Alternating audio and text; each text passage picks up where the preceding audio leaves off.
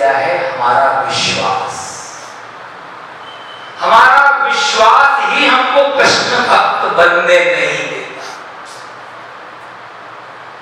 हमारी सबसे बड़ी बाधा कृष्ण भक्ति में क्या है बताइए? विश्वास। अटपटा लग रहा है कि भी शैली है आचार्यों से मैंने सीखी है, ये हमारे आचार्य भी ऐसी शैली करते रहे हैं, बड़े बड़े आचार्य। रूप गोस्वामी जी महाराज, मैं तो क्या उनकी नकल भी करूंगा, लेकिन फिर भी टूटा टूटा प्रयास कर रहा हूं। कोई चमत्कार बात को थोड़ा उल्टा कहकर कहिए, वक्री कहकर कहिए तो शायद कान खुल जाते। होता है ना, कोई सामान्य सी बात को थोड़ा सा टेढ़ा कहें तो एकदम हमारा ध्यान आकृष्ट होता है। तो वैसे ही मैं टेढ़ी टेढ़ी बात बोल रहा हूं जिससे आपका दिमाग इधर उधर भाग रहा हो तो वो ना भागकर सचेत हो जाए कि आपकी कृष्ण भक्ति में बाधा क्या है? विश्वास ही बाधा है। विश्वास तो करते भगवान। अब तो कहीं दिमाग नहीं जाएगा ना। अरे भैया कहोगे हम तो विश्वासी को आज तक समझते रहे कि भगवान पर विश्वास होगा तभी कृष्ण मिलेंगे, और आप ये बात क्या बोल रहे हो? तो ये एक परंपरा, एक शैली है। उस शैली से मैंने आपकी बुद्धि को कथा की ओर, व्यासपीठ की ओर खींचने का प्रयास किया, लेकिन वास्तव में बात सच ही है। ये जो विश्वास है यही हमको कृष्ण भक्त बनने नहीं देता। जिस दिन हमारा भगवान से विश्वास उठ जाएगा उस दिन हम कृष्ण भक्त हो जाएंगे। अब आप कहेंगे फिर उल्टा ही उल्टा बोले जा रहे हो, हमारा सीधा हो। समझ में आ रहा है? भगवान से विश्वास उठेगा तो कृष्ण भक्त रहेंगे आप। समझ में आ रहा है? कुछ दिमाग चकर आ रहा है? भगवान पर जिस दिन विश्वास भगवान पर समाप्त हो जाएगा उस दिन आप कृष्ण भक्त हो जाएंगे। Is it clear? चलिए अब मैं समझाता हूं। ये जो विश्वास है ये बड़ी खतरनाक चीज है। दुनिया में भगवान से यदि प्रेम करना चाहते तो विश्वास से डर जाना। मैंने बड़ा चिंतन किया। जो व्यक्ति विश्वास से डरता नहीं है, जो भगवान के सामने भगवान से कहता है प्रभु मुझे विश्वास है आप पर कि आप मेरा ये काम बना दोगे। अब ये विश्वास को देखिए, सब विश्वास किस किस पे करते हैं? अभी तक आपने जीवन में किस किस पर विश्वास किया? हाथ उठाइए। किसी ने विश्वास किया किसी पर? सबने किया। इस पर किया, हाथ उठाइए। सब शर्माइए नहीं, बड़ा चिंतन हो रहा है। महाप्रभु तक पहुंचने के लिए ये सब बेसिक चीजें समझनी पड़ेगी। इस तरह चीजें नहीं है महाप्रभु को समझना। अन्यथा तो इतने दिनों से महाप्रभु का संकीर्तन भी होता है, वो घर बार यात्रा निकालते हैं, लेकिन वहीं भागते 3 बार। हर साल फिर सबको कहो भैया चलना है, यात्रा है, ये है वो है, फिर सब लोगों ने हाथ चलो भैया इस बार भी निपटाते हैं, भला निपटे। तो महाप्रभु को वास्तव में समझने के लिए छोटी छोटी चीजों को खोलना पड़ेगा कि महाप्रभु की आवश्यकता क्या है, महाप्रभु ने अवतार लिया क्यों। तो पहले अब जो मैं समझा रहा हूं, आज की आपकी भाषा में समझा रहा हूं। विश्वास माने क्या? किस पे विश्वास किया आपने? सबने किया ना? कोई ऐसा जिसने कहा मैंने आज तक किसी में विश्वास ही नहीं किया है? कोई ऐसा है? कोई नहीं है। विश्वास तो टूट जाता है। विश्वास अच्छा किसने किस पर किया? 2-3 लोग बता दें तो उससे समझ जाएगी। चावल, 2-4 चावल, सीखने चावल श्रद्धा नौकर पर विश्वास होता है। नौकर पे विश्वास होता है? नौकर पे विश्वास जी।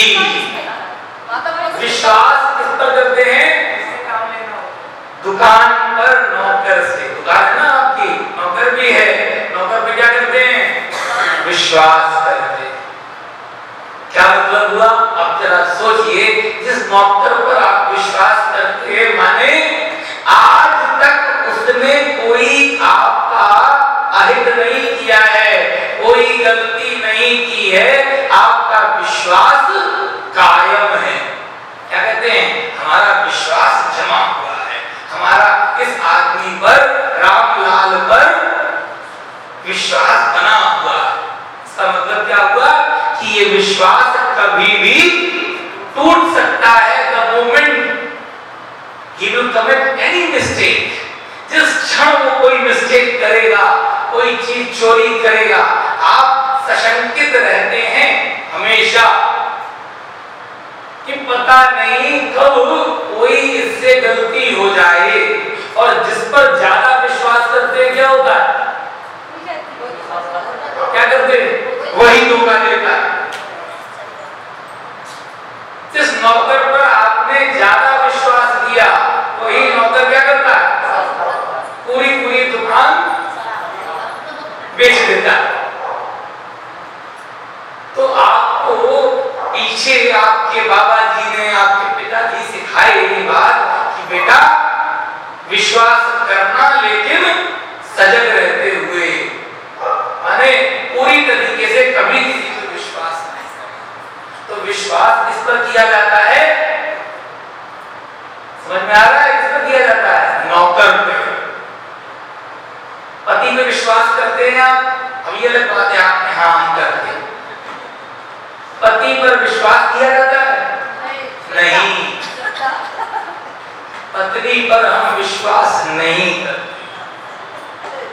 पति पर हम विश्वास, आदर्श स्थिति बता रहा हूं। ये अलग बात है कि आज का जो समय है, आज जो समय आ रहा है, उसमें पति और पत्नी दोनों एक दूसरे पर वास्तव में रियल विश्वास ही करते हैं।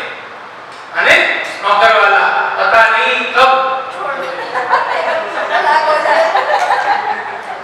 आज का जो समय है, जो विश्वास नौकर वाला था, वही विश्वास अब पति पत्नी के बीच में भी हो गया।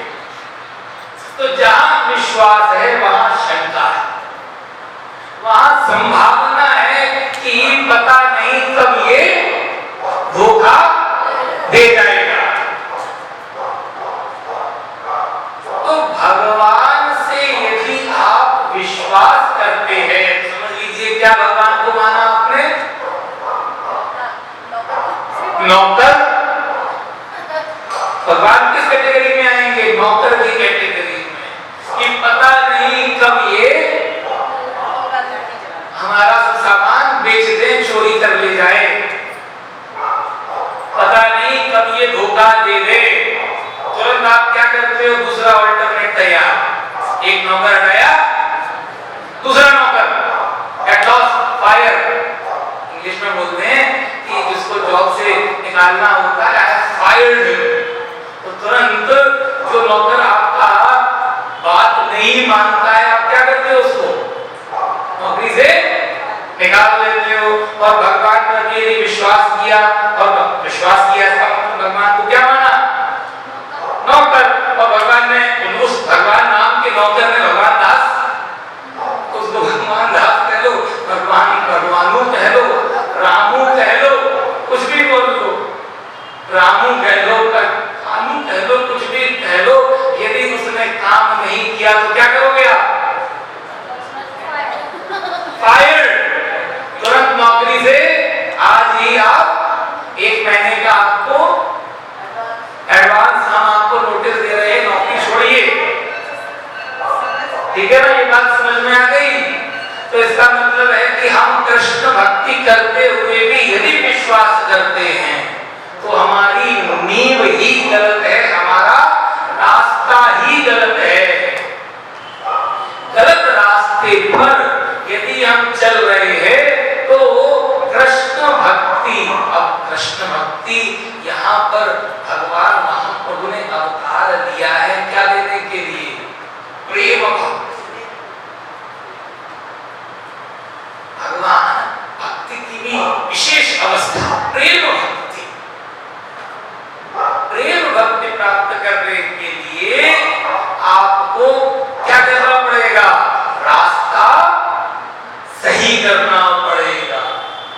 रास्ता यदि विश्वास पर खड़ा हुआ है तो प्रेम भक्ति वाले मार्ग पर ही नहीं है, आप दूसरे रास्ते पर जा रहे हैं। आपको जाना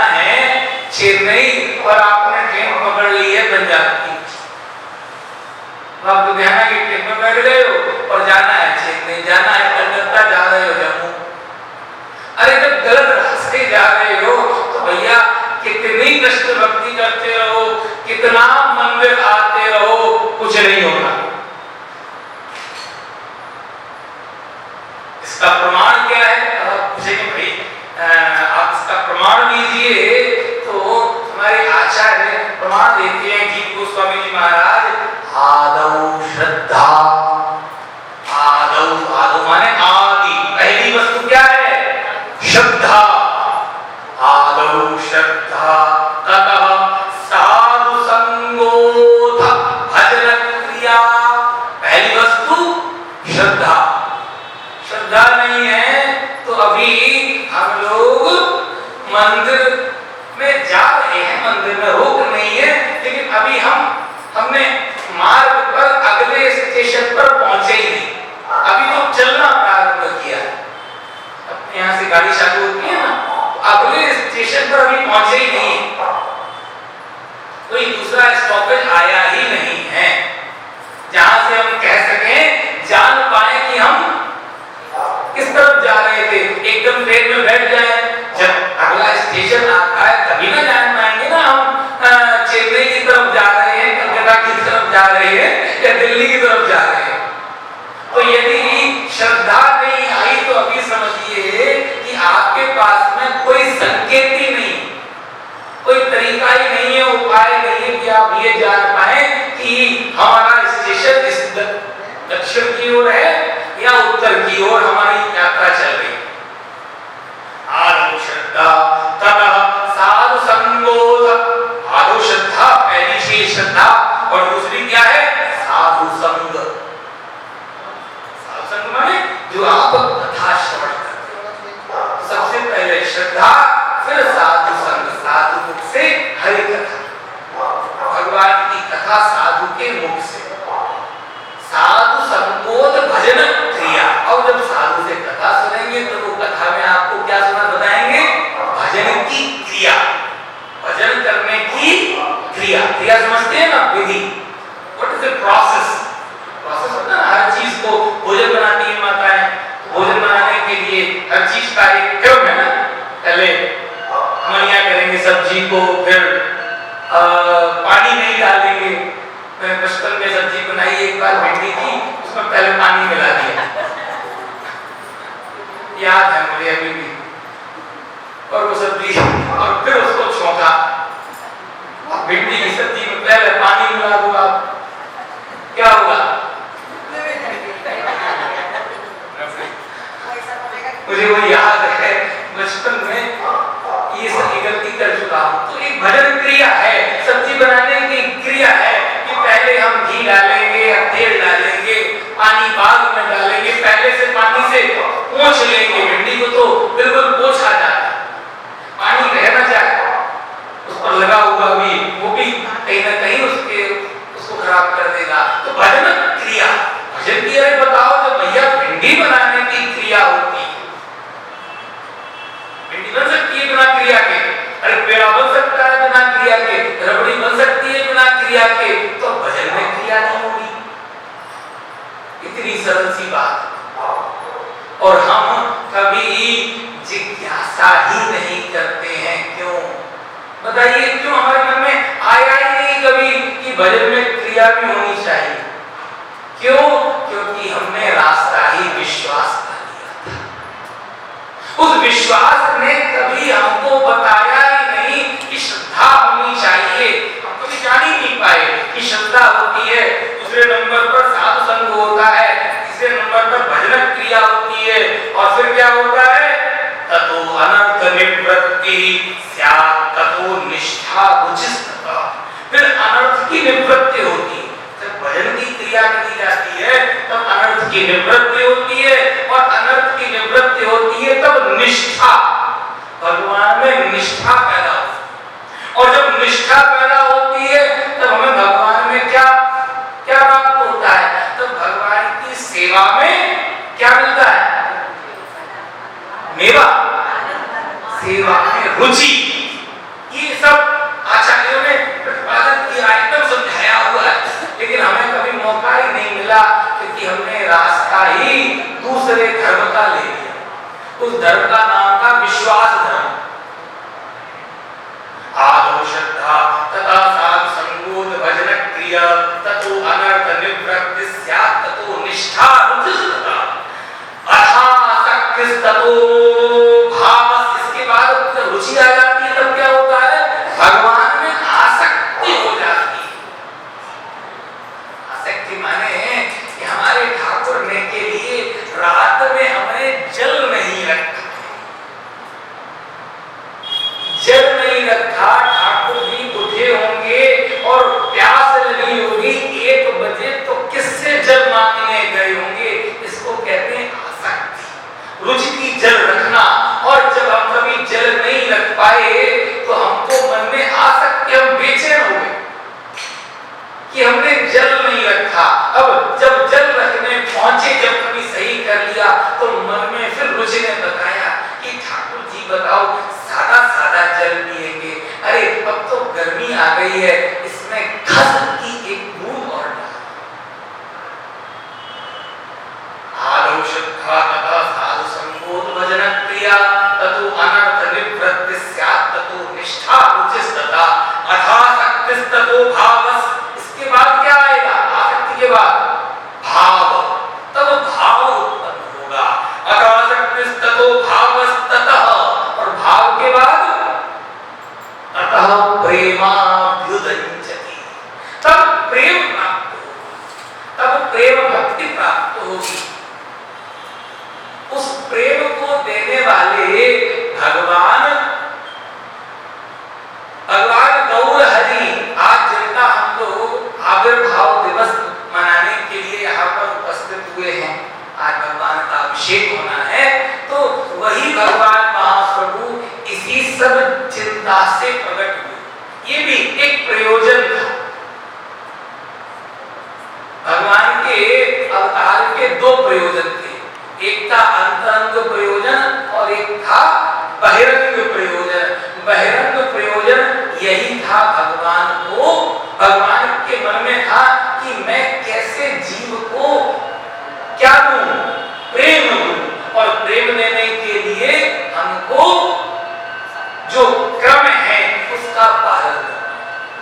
तो आप लोग बहुत भाग्यशाली हैं जो आज मतलब आपके पास में निश्चित ही सुख थे,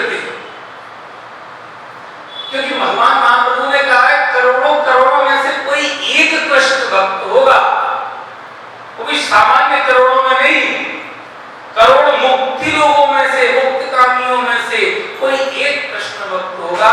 तो आप लोग आज ऐसे भगवान महाप्रभु की कथा सुनने के लिए यहाँ पर उपस्थित हुए हैं, तो समझ लीजिए कि आप सामान्य तो नहीं है, तो विशेष। अन्यथा यहाँ पर लाखों लोगों की भीड़ होती, लेकिन भगवान महाप्रभु यही जानते हैं कि ये इस चीज के, इस प्रेम वस्तु के अधिकारी कितने लोग हैं? हजारों लोग हैं क्या? करोड़ों लोग हैं? नहीं, कुछ गिने चुने लोग ही मेरे द्वारा बताए प्रेम के अधिकारी हैं। तो ये बात क्लियर हो गई। आज से आप भगवान पर विश्वास करेंगे, छोड़ देंगे ना विश्वास? एक ही चीज है, भरोसा विश्वास एक ही चीज है। विश्वास छोड़ देंगे, नहीं छोड़ देंगे? अभी आपको हमने बताया नहीं है कि विश्वास के दुष्परिणाम क्या होते हैं। मालूम है दुष्परिणाम क्या होते हैं? जो भगवान पर विश्वास करता है वो भगवान की भक्ति कभी नहीं कर सकता। वो हमेशा भगवान को नापता तोलता रहता है। उत्तरा भगवान के पास दौड़ी हुई जाती है, पाई पाई महायोगिन देव देव जगत पते कहती हैं कि प्रभु रक्षा करिए, मुझे केवल आप ही बचा सकते हैं। कामं दहत माम नाथ, चाहे मैं क्यों ना दहन हो जाऊं, जल जाऊं, लेकिन मेरे जो गर्भ में जो बालक पल रहा है उसकी रक्षा कर।